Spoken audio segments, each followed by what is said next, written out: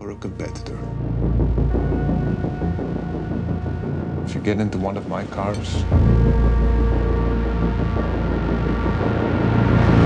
you get in the win. Hi, I'm Alex from Enemy, and today we're joined by the star trio of Michael Mann's Ferrari. It's Penelope Cruz, Adam Driver, and Shailene Woodley. How are we? Good, how are you? Good, how are you? I'm going to jump in with a very Enemy question first, because we're a music magazine. Okay. What's your favourite song about a car? I'll give you some hints if you can't think of any. I got Ooh. one. Sorry, go ahead. Yeah, go. Chuck, well, I don't know if this really counts as about driving, but it's in my namesake's in it, so that's the first one that popped to mind is I Want to Be Your Driver by Chuck Berry. Yeah. Yeah. What is it about the song you love? Well, because it says my name over and over again. It says Driver, so Baby Driver's another good one by Simon and Garfunkel. I got a lot of records with that single on it when I had Do you kids. just have a driver playlist for We're yourself? just Driver. Yeah. That's so good. Songs to wake up to for me. Songs about me. Yeah. Only Metallica and Baby Driver. What about you guys? Favourite song about cars or driving? I like the song Drive. Yeah. I think it's by The Cars, actually. Yeah. right? I love that song. Enzo. You're going broke. How? You spend more than you make. So what do I do? Win the Mille Miglia, Enzo. Or you are out of business. Enzo Ferrari obviously lived for racing and cars, thrill-seeking, but what a lot of people might not know is that he was claustrophobic, he never went on a plane, and he really hated elevators. Did that make it more interesting or confusing for all of you?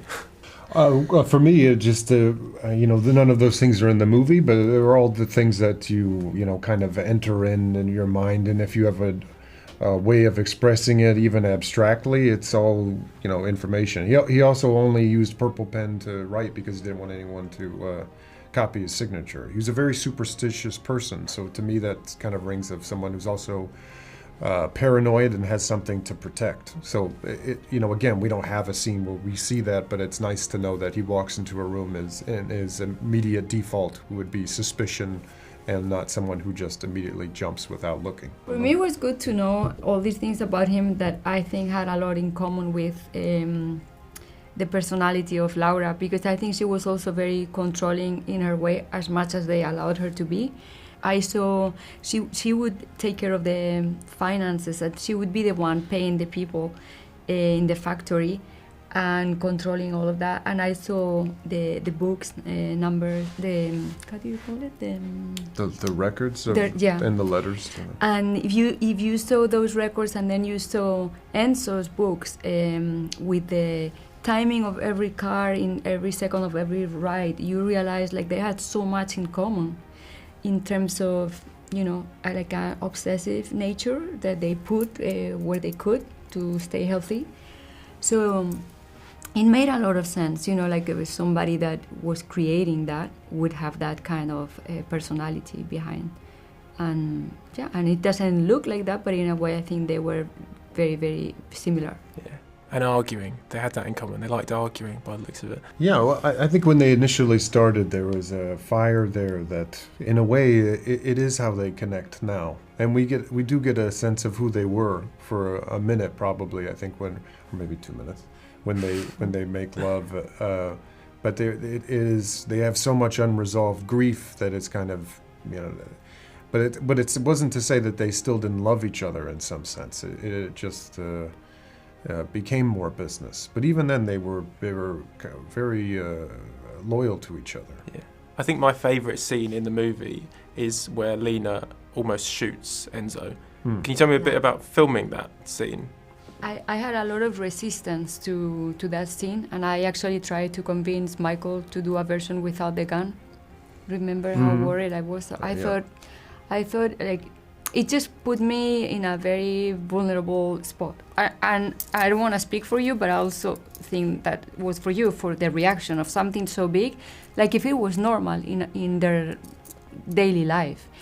Because they all behave like, oh, it's not the first time that she reacts like that with a gun in her hand. So, but Michael was right. He said, no, we don't need the other version because this is going to work. But I just had fear of it not working, and I was very happy that he pushed us because it's a presentation, you know, of characters that is very like, what is this? What are these people doing? Well, it's a risk, but I think Michael made it work in the way that he directed us and in the way that he edited the scene.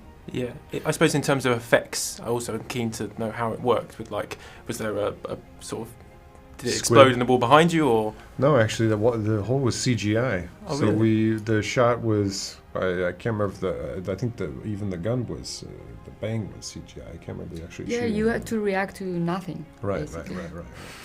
Which is not far off from what. No, I'm kidding. Like but Star also, Wars. what Penelope's not saying is that could be an obvious movie moment, you know, where it feels very exterior. But because of the way she played it, you know, I think that's why. Because the way you played it, because it was not easier, you know, to have to react to that. Well, it was the not gunshot, easier than what I had to do. But I just mean the moment of actually having like someone who starts having shooting at someone and then keeping that consistent with the character. It's very big. It could be. It could have been a moment that didn't work, but you know, because she's playing it worked. You know. Yeah. Your reaction is definitely going to be a meme, I think. I've loved it so much. Oh, okay. That's why.